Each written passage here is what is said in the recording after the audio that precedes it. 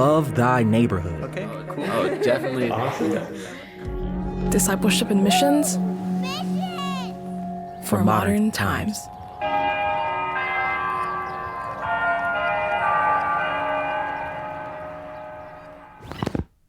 Okay, Jesse, let me introduce you to someone. Okay. Hello, my name is Ellery Coffey.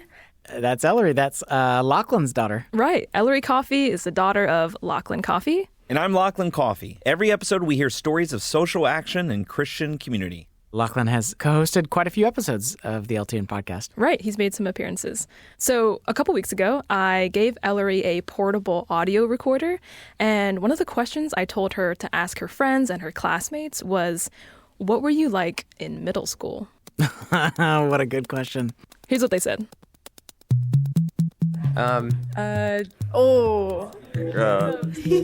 Well, Oh man, I was very shy, I feel like. I was kind of a bad kid, I can't lie. Like, it was a rough time. I played Roblox every night. My teeth were really crooked. Still haven't had braces. oh gosh, I was cringy. I wore a unicorn horn. Kind of short and awkward. Weird, I'll just say that. I was a little bit of a weird kid. I was definitely weird. I kept the same friend group and I never talked to anybody else. 5th grade, I made the tragic decision to get a bob. Yeah, I will never go back. Hey, Ronald, what were you like in middle school? I don't know. I was a lot more outgoing. Okay, that's all. What are you doing? That's all, bye. Isn't that funny? I love when you first ask the question, they all just go, ugh. Ooh, big cringe. Everybody just feels like we're going into bad territory here. Yeah, it's like a punch to your soul. Yeah, I think many of us cringe when we remember our middle school days, right? What was it like for you? I mean, I would say everything that these kids said. I was weird. It was awkward. I felt so out of place. Middle school is just the definition of awkwardness in life. Yeah, this middle school age range, it marks the beginning of this really weird transition between childhood to adulthood. You're not a kid anymore, but you're also not quite an adult. You're just a teenager. You're listening to the Love Thy Neighborhood podcast. I'm Jesse Eubanks. And I'm Anna Tran. Today's episode, Where the Gospel Meets Teenagers. We'll be exploring the questions, what's it like for a teenager growing up in a post-Christian culture? How has the pandemic affected teenagers? And how are screens shaping their lives? Welcome to our corner of the urban universe.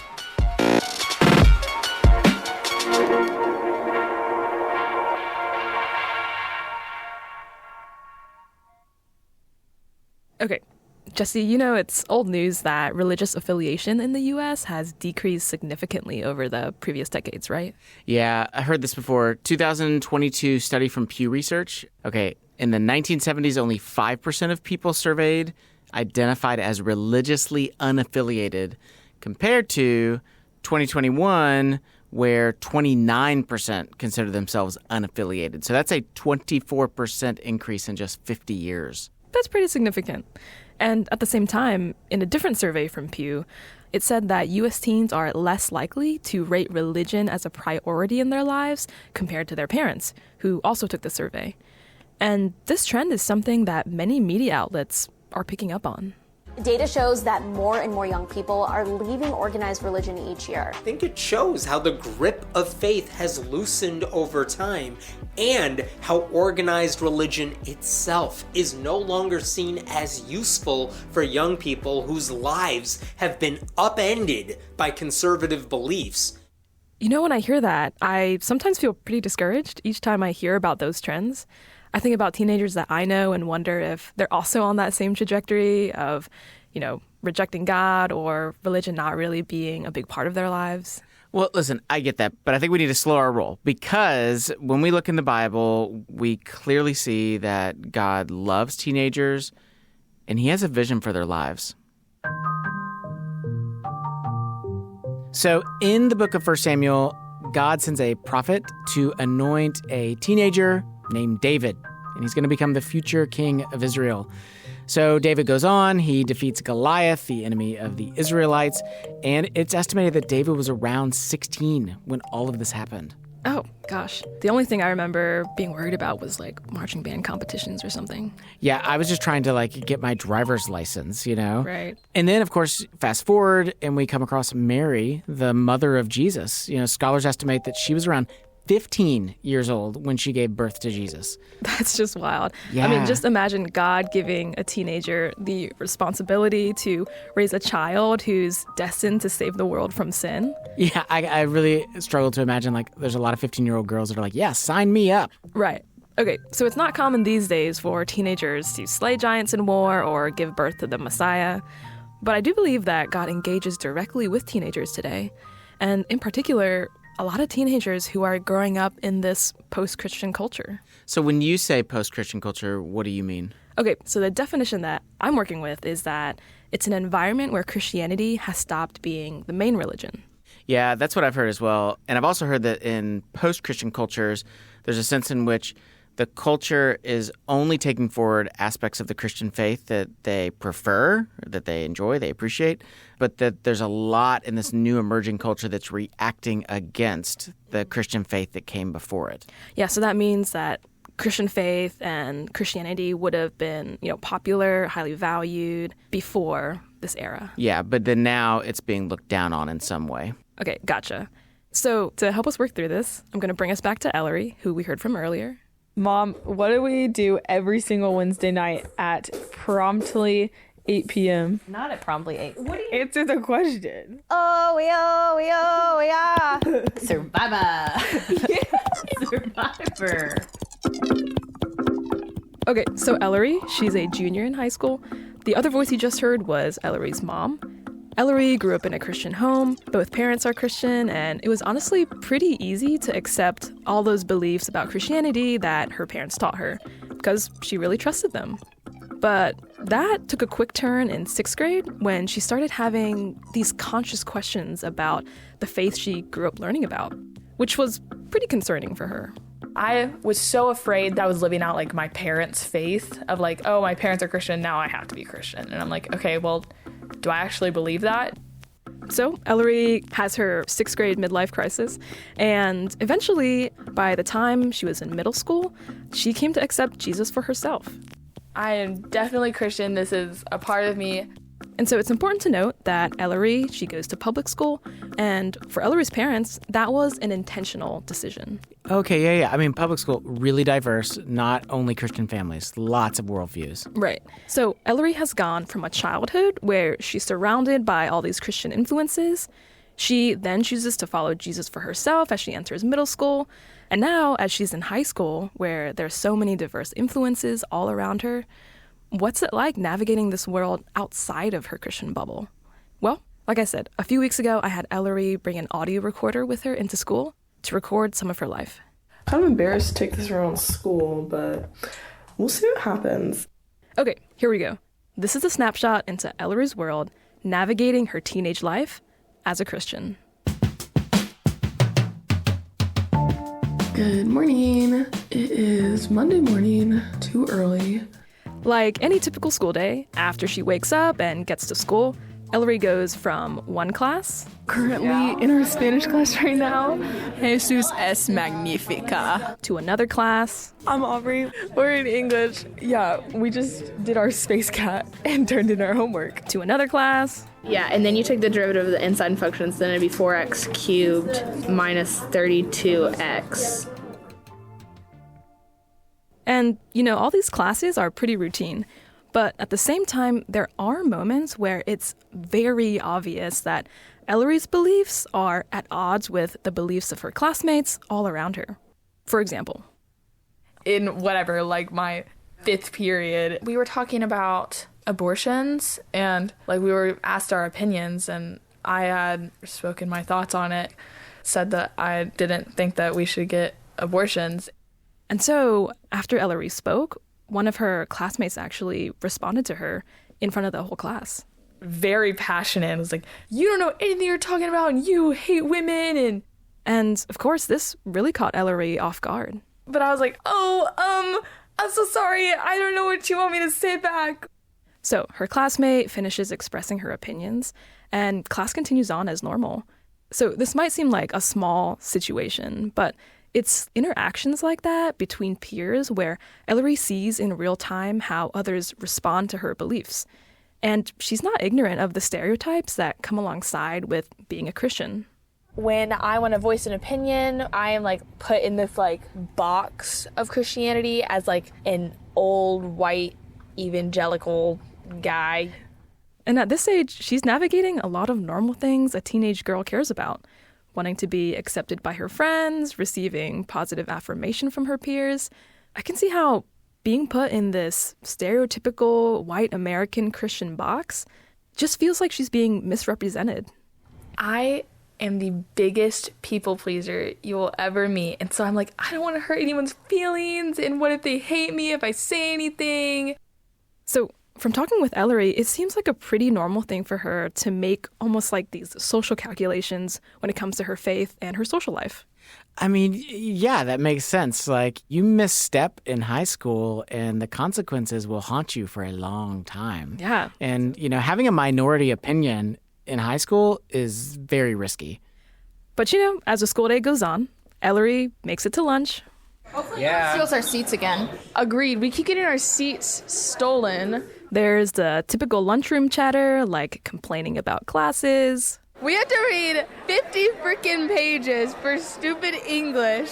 Talking about videos from social media. This was like a month ago. I saw a TikTok and it was like, me when Jesus was walking around with the knowledge that Chick-fil-A was going to be a thing. How did he not tell people? Like, gosh, yeah. And so Ellery wraps up her classes for the day. School is over. And you'd think it's time to go home. But for Ellery, she actually has after-school activities. And today, that means she's going to theater. We're going to rehearsal, which is forever flipping long. It's like 3.5 hours, I want to say, today. For her school's theater production, Ellery is the stage manager. My setup for like my stage management area is literally like 2 different computers, a ginormous script. I look like I'm doing some like investigation. The days are always full during Ellery's week. So she starts at home, she goes to school, after school activities, even dance class, comes home, and does it all over again. Gosh, this reminds me so much of my teenage years. Like, yeah. It is like you start at like 6:30 in the morning and you go till like 10:30 at night. Yeah, that's your life. It's pretty routine. Home, school, theater, dance, home, repeat. But you know, things come up during that routine life. And especially for Ellery, things that reinforce those Christian stereotypes that she comes up against at school. Another example is a conversation Ellery had with one of her classmates. I had a guy who was gay, and I was just like talking. Okay, so Ellery is talking with her classmate. And eventually they start talking about Ellery's brother because this other kid knows him. It's like, I don't like your brother. So my brother is literally 11. And I was like, okay, why? And he was like, well, I don't know. I just am not really a big fan of you. Obviously, that makes Ellery more curious. And so she continues to ask him questions. And I was like, oh, okay, why don't you like me? And he was like, well, I just don't like Christians. And I'm like, okay. And I was like, why do you feel that way? And he's like, well, because I'm gay and you're Christian, so we automatically don't mix. Gosh, it's fascinating to hear how fast things heat up in both of these situations. Like, I'm thinking about her in class, and the topic is abortion, so she says, oh, well, here's my thoughts, and it went sideways on her pretty fast. And then in this other scenario, you know, I'm sure there's lots of gay students at her school, but this guy in particular is, like, coming with all these stereotypes about her instead of actually engaging with her and knowing her personally, and, like, it's easy to see like how many assumptions are being made by these other students about Ellery and about her beliefs and the way she would even approach those beliefs without even knowing her. Right. I've had multiple encounters like that of like, oh, like, you're a Christian? Then we can't be friends. And of course, Ellery's got plenty of friends who are not Christians. They accept her, they enjoy spending time with her. But she does feel a special relationship with other teenagers who are Christians. For example, her friend Lila. When Ellery asked Lila her thoughts on being a Christian in public school, Lila said, with most people at public school, many people will mock the Bible, and it's really hard to sit through that. But it's also hard to say something because then you don't want to lose a friend. If you say you're a Christian, they don't want to like approach you in any sort of, I don't know, fun way. They just think, oh, she won't want to go hang out with us. She's a Christian. And so, of course, like all the stuff that Ellery's talking about, that her friend Lila's talking about, again, Pew Research showed that between 2007 and 2019, there was a 12% decrease overall in America of people identifying as Christians. This general distrust of Christian faith, like it is growing. And the truth is that it did not come out of nowhere. You know, the trust gap across generations has never been greater. And young people today trust adults less, trust institutions less, and specifically trust the church less than prior generations. Okay, this is Brad Griffin. I am the Senior Director of Content and Research for the Fuller Youth Institute. So Brad and the team at Fuller Youth Institute, they actually collect a lot of data about teenagers and young adults as it relates to Christian faith. And Brad has said that this lack of trust, it is not a new thing. The patterns seem to indicate that those trust levels do drop by generation. You know, certainly Gen Xers, millennials have led the way in distrusting institutions. I mean, I'm in my 40s now, and I distinctly remember feeling the angst and the frustration of seeing so much hypocrisy in the church. Every time we turn around, we see in the news that there's a leader with moral failure or stories about cover-ups in the church of abuse and on and on. And Gen Z are kind of finding themselves in the midst of it, and they're listening in on it. And so it makes sense that a teenager today is growing up and absorbing the distrust that has been passed down to them. They're just trying to survive and navigate the world we've given them. So I think about how this post-Christian context has already existed before Ellery and the kids in her generation. And sometimes I'm tempted to be fatalistic and to think that teenagers have been dealt a bad hand and that they're working uphill against the culture, quote unquote. But something I also found encouraging is that although there are things that are really difficult and frustrating about being a Christian and a teenager these days, for Ellery, she also sees that there's opportunities to talk about her faith with people who really don't know much about Christianity. And I think I was put into public high school as a Christian to be able to spread the gospel to those people because a lot of them do not have access to that. And I want to be the one who can give that to them.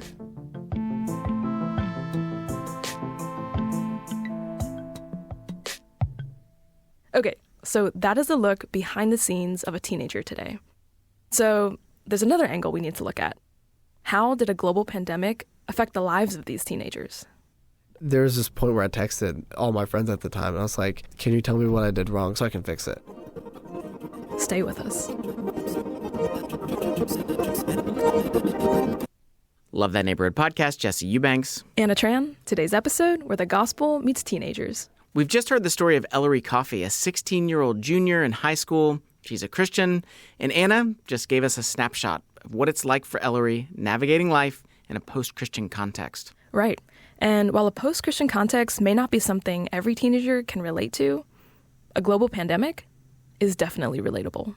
And I remember I heard something about like this coronavirus over in Asia. And I was like, that's really weird. Good thing it's not here. And then like a month later, we got shut down. And I was like, oh, okay. All right, let me introduce you to... Hi, my name is Holden Faith. I'm really into theater. I really like movies. I'm a pretty big movie buff. So in 7th grade, Holden, his mom, his aunt, his 2 little cousins had just moved in with his grandparents. At the time, that's when my grandpa's Alzheimer's was getting kind of bad. They moved in to help his grandmother care for his grandfather. The house that they moved into wasn't tiny or huge. It was honestly pretty average. It was 1 floor. I had a bedroom. My mom had her bedroom. And then my grandparents had a room. His aunt and baby cousin would sleep on the couch a lot. We would put the 2 sofas together, or she would sleep in the recliner. And we would all just kind of find places around the house to sleep. So with 4 adults and 3 kids, it was pretty cozy. But when the pandemic lockdown began, there was definitely no wiggle room.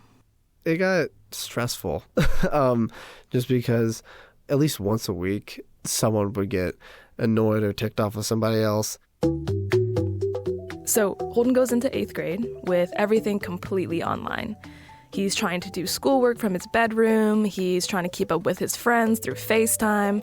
And sometimes, during the school day when he's trying to get work done, his grandpa, because of his Alzheimer's, would sometimes interrupt Holden and his schoolwork.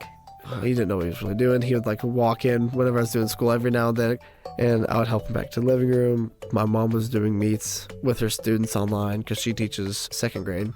And on top of that, his grandmother trained dogs. They're all literal dogs. There'd be moments where there'd just be a mass of barking. Oh my gosh, this is so much stuff. Online teaching, online school, grandparents, little cousins, 6 dogs. Right. The only people he hung out with was a girl that he was dating at the time. And then my family, just because those are the only people I got to see. So Holden goes through his entire 8th grade year fully online. Month after month passes. He's not getting to see any of his friends. He doesn't get to be in any of the theater productions that he loves. He's isolated. This is not in any way what he hoped his 8th grade year would be like. But then, the world reopens. And that changes all the possibilities of what his freshman year could be like. School opened back up. He got to see all of his friends again. And this is exactly the type of school experience he had been hoping for. And so, he decided to go after the things that he loved. I wanted to be a big name. I wanted to be a big actor. I wanted everyone to know me. And so Holden tried to make this happen. He actually got the lead in his school's play. He made a ton of new friends. But he also got into some other things with those friends. Started smoking weed a lot. And I eventually bought my own stuff. I mean, me and my brother did all the time. But here's the thing. Holden smoking weed, it didn't come out of nowhere. There was some stuff actually going on at home. Because a few months earlier, his grandpa actually passed away because of his Alzheimer's. And honestly, Holden wasn't really sure what to do with all those feelings. And a lot of those feelings had already started to come out sideways. Because he told me, I was a little bit of a turd. I'm very honest about that. I was not a super nice person freshman year because I wasn't humble. I can do this better than this person, that better than that person. At one point during his freshman year, his attitude and the way he treated his friends got so bad that almost all of his friends had cut ties with him. There was this point where I texted all my friends at the time, and I was like, can you tell me what I did wrong so I can fix it? And on top of that, shortly after his grandfather died, Holden gets the news that his older cousin Logan had passed away from a drug overdose. He, snorted something and it had fentanyl in it. Holden loved Logan. They grew up seeing each other, visiting each other in nearby cities. And even though faith wasn't a big part of Holden's life, he saw how important faith in God was to Logan. Anytime Holden saw Logan or when Logan would meet other people, there would always be friendly greetings. How you been? What's new? Tell me about how you're going. And then he would, in one way, shape or another, try and implement Jesus. Holden said that Logan talked about Jesus all the time. Even with the struggles he wrestled with, Holden knew that Logan wanted to know God and be with God forever. Got baptized 3 times. He said, in his own words, I don't want to make sure there's any room for misunderstanding of where I'm supposed to be. At the funeral, Holden got to know people from Logan's church. He heard stories about Logan. It was kind of cool to see that my cousin had made such an impact on everybody that I didn't even know about, like friends and family, people from the church that were either like his age or 50 years older. He was constantly trying to help people. And remember, all of this is happening while the pandemic is still going on. Oh my gosh, it's just so much for a young guy to have to deal with. Yeah, it's a lot of transition. And so while Holden was really shaken by Logan's death, he also saw the type of community that surrounded his cousin.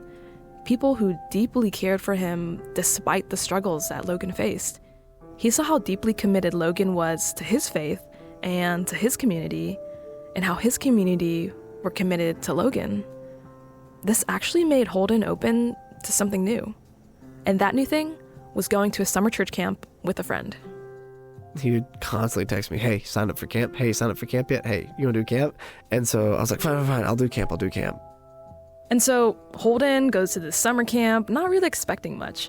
He was actually pretty closed off at first. But as the week goes on, he gets to know people and starts hearing their stories. For instance, my buddy Colin, he was in a tornado. Like, he was in a trailer with his family, and their trailer got picked up and threw hundreds of thousands of feet while they were in the house. And so this other teenager, his family miraculously survived getting tossed around by a tornado. And Holden started hearing from other teenagers who were really open with their struggles. I heard the different abuse or drug struggles, or like honestly anything that you could probably struggle with. One of them said it in their testimonies. And I was like, whoa, okay. So I am not the only one like this. And this openness was something he had never experienced before. It helped him feel safe enough to share his burdens and even share his struggles, especially his grief about the death of his cousin. I shared my kind of like that part of my story with dozens of guys up there. And it was through sharing himself over and over again and being open to hearing from God that, one day in prayer, Holden sensed God saying to him, this is God saying, hey, you can put him to rest here. You can really just kind of let it go. Being in an environment with people who transparently shared their struggles and genuinely wanted to seek God for help, that helped Holden experience the love of God through those people around him, which also led him to decide to want to follow Jesus. So at the camp, he decides to get baptized.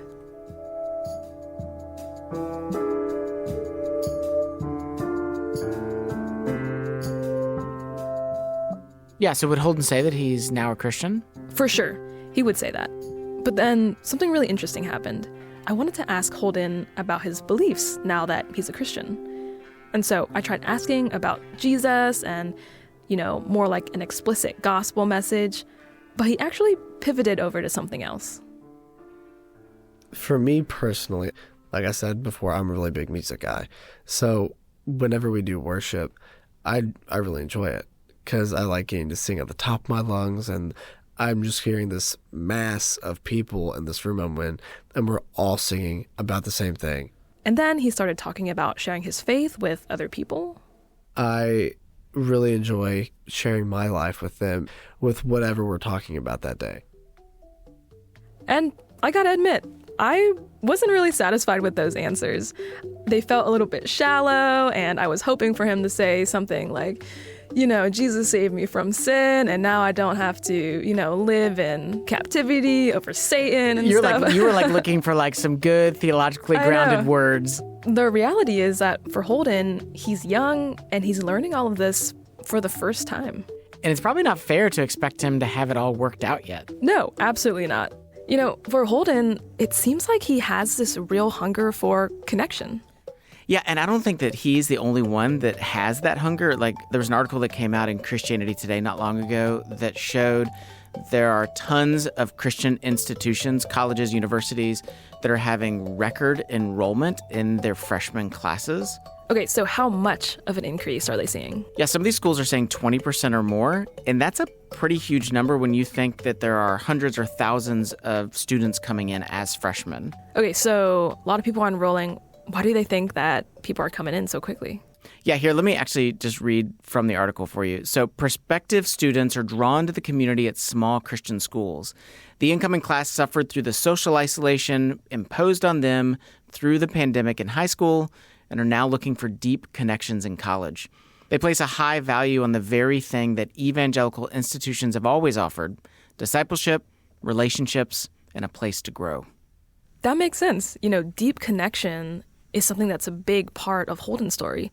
It was genuine connection with other people that opened the door for Holden to experience God. Yeah, and just because Holden isn't able to precisely articulate all of his beliefs with theological fidelity, that does not mean that his faith is inauthentic. You know, he's just starting out on his journey and discovering the truth about who God is. And actually, Brad Griffin, he has some really good insight on this. Getting to truth, it's more of a process and less of a given for today's young people.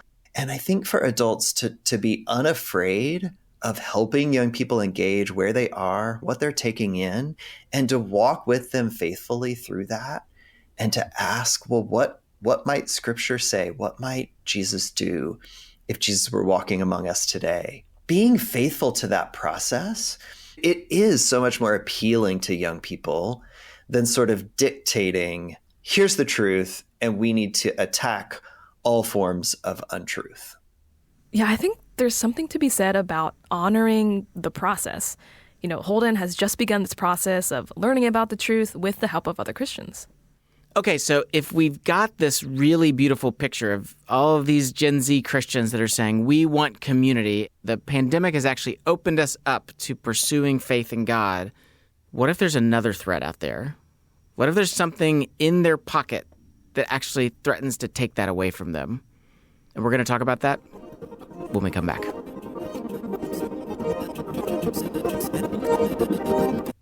Love Thy Neighborhood podcast. Jesse?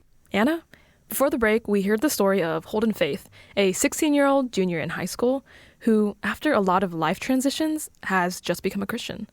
And he's now learning what it means to follow Jesus as a teenager.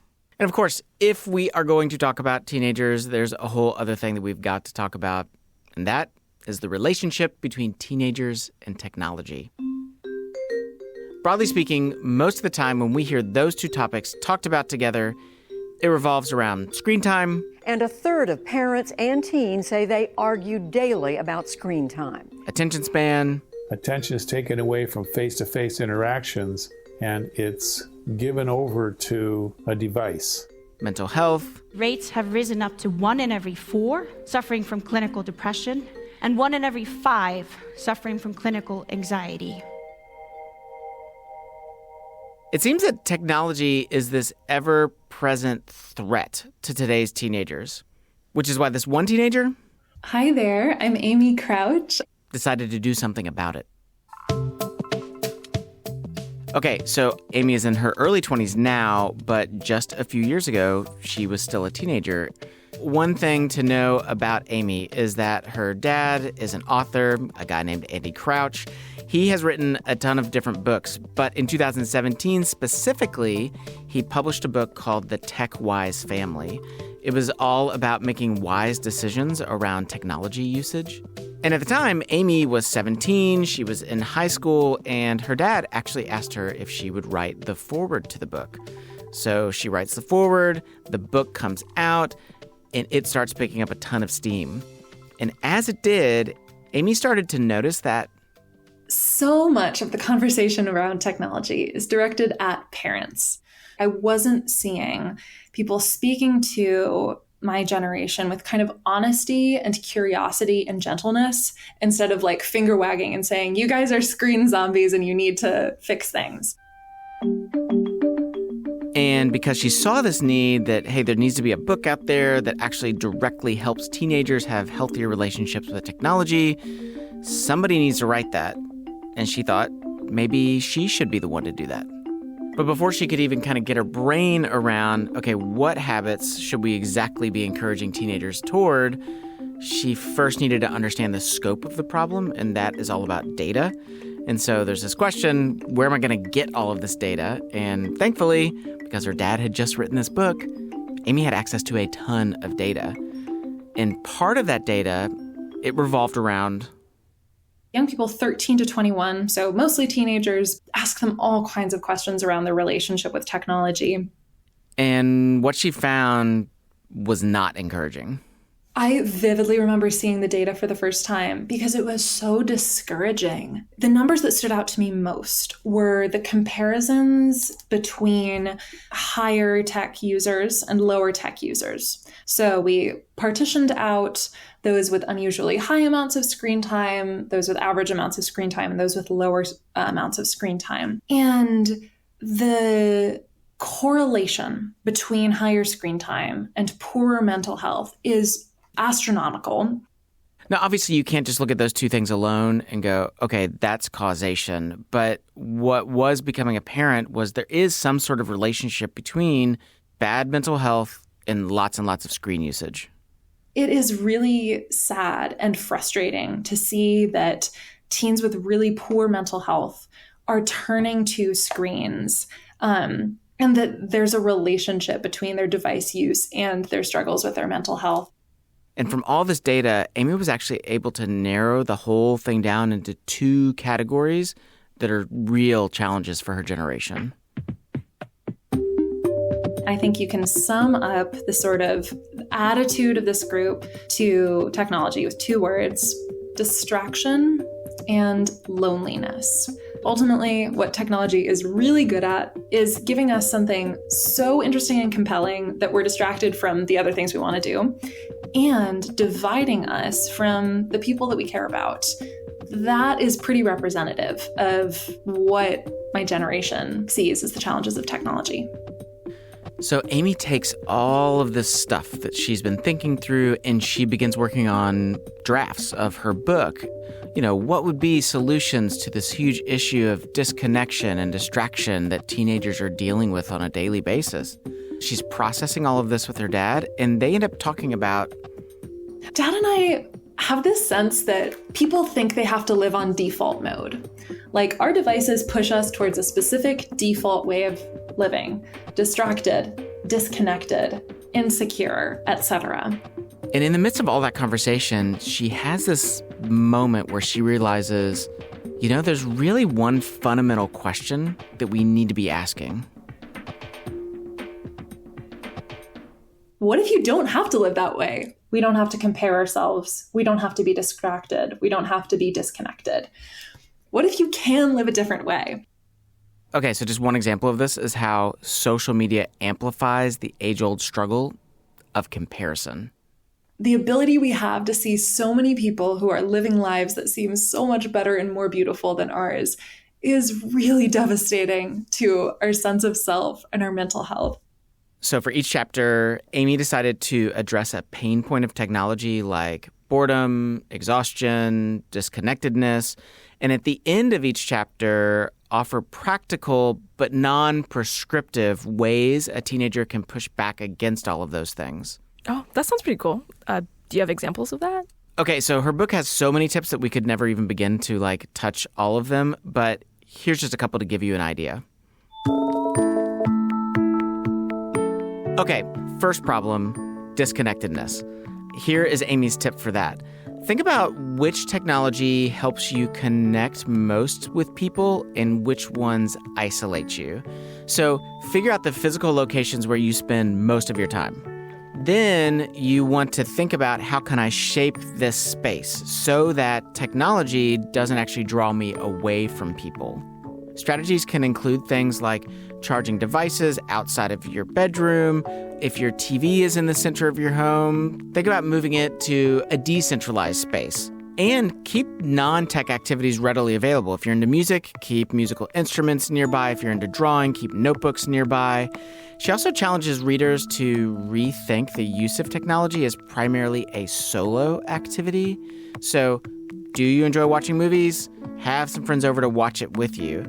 So, to battle disconnectedness, you don't want to let technology trap you into isolation because it will only make it worse. Got it. Okay, what's the next tip? Okay, so another tip from Amy. What if the first 15 minutes or 30 minutes of your day, you did not look at your phone, you didn't look at any screen, and the last 30 minutes before you went to bed, you also didn't look at a screen? Amy said that the vast majority of teenagers in their data set say that they look at their phone first thing in the morning, and it's the last thing they do right before they try to fall asleep. It really changes your day, waking up and not being sort of drawn into the whirlpool of all the notifications you've got, everything that everyone is expecting of you. And it makes a huge difference to not be on your phone, absorbing all that blue light, being stressed about, whatever is going on in your life right before you go to bed. Okay, so Amy writes this book, she publishes it. How do people respond? So the book comes out. She starts interacting with other people her age who have read the book, and they're telling her, I knew that I didn't like our default posture towards technology. I knew that I felt like I was getting distracted from the people I cared about, but I thought that I was the only one. I thought that this was just the way that life had to be. And Amy says she has a lot of hope for her peers. She said that actually she was surprised to even see some positive effects from the pandemic. Yes, there is this kind of trail of destruction and devastation in the wake of the pandemic. But the one point of hope I would have is that I saw in myself, in my friends, and in young people coming out of it saying, I do not want to live that way. I have realized how hard it is to be so disconnected from the people I love. And I want to intentionally prioritize the people around me. Gosh, what I love about Amy's approach is that it's not just about fully rejecting technology, it's not about tossing it out, but it's about having a healthy lifestyle that emphasizes really good things like human connection, rest, and focus, all of which are things that God says is good. Yeah, Catherine Price, she's the author of the book How to Break Up with Your Phone, and she says your life is what you pay attention to. And so much of what I love about Amy's approach is she's saying, hey, we as teenagers can choose what we pay attention to, and we can choose the things that are going to form us into people that really live life to the fullest with God and with other people. Let's let technology be something that's going to help us pay attention to the right things.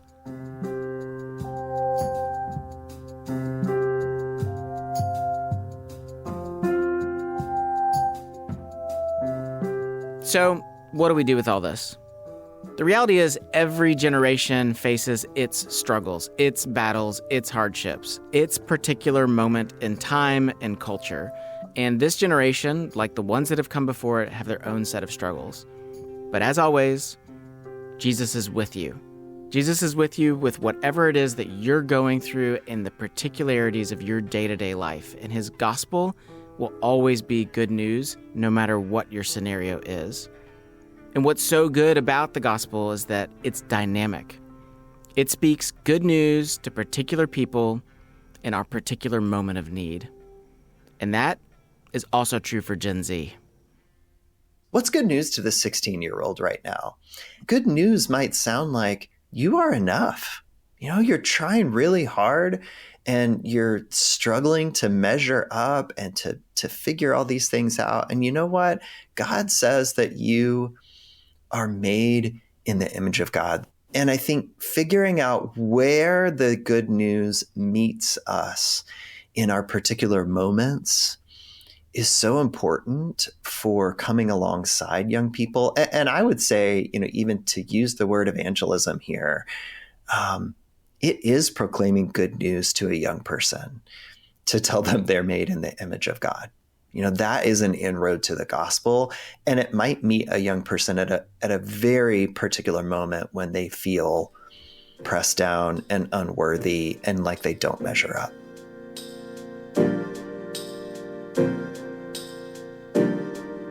So, if you're listening to this and you're feeling lost in the journey and alone, just know this: God knows exactly where you are, and you're not alone.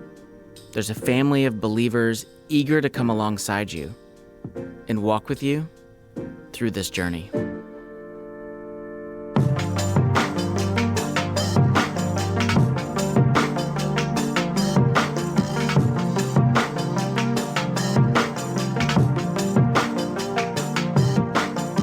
If you've benefited at all from this podcast, please help us out by leaving a review wherever it is that you listen to podcasts.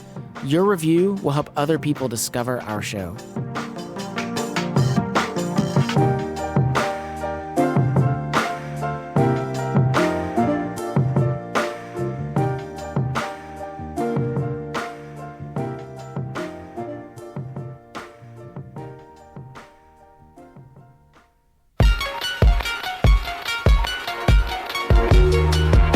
Special thanks to our interviewees, Ellery Coffey, Holden Faith, Amy Crouch, and Brad Griffin. Senior producer and host is Jesse Eubanks. Co-host is me, Anna Tran. This episode was written by Anna Tran with Jesse Eubanks. Anna Tran is our producer and audio editor. Music is from Lee Rosevere, Poddington Bear, Blue Dot Sessions, and Murphy DX. This show is brought to you by Love Thy Neighborhood. If you want a hands-on experience of missions in our modern times, come serve with Love Thy Neighborhood. Love Thy Neighborhood offers summer and year-long missions internships for young adults ages 18 to 30. Bring social change with the gospel by working with an innovative nonprofit and serving your urban neighbors. Experience community like never before as you live and do ministry with other Christian young adults. Grow in your faith by walking in the life and lifestyle of Jesus and being part of a vibrant, healthy church. Apply now at lovethyneighborhood.org. Which of these was a neighbor to the man in need? The one who showed mercy. Jesus tells us, go and do likewise.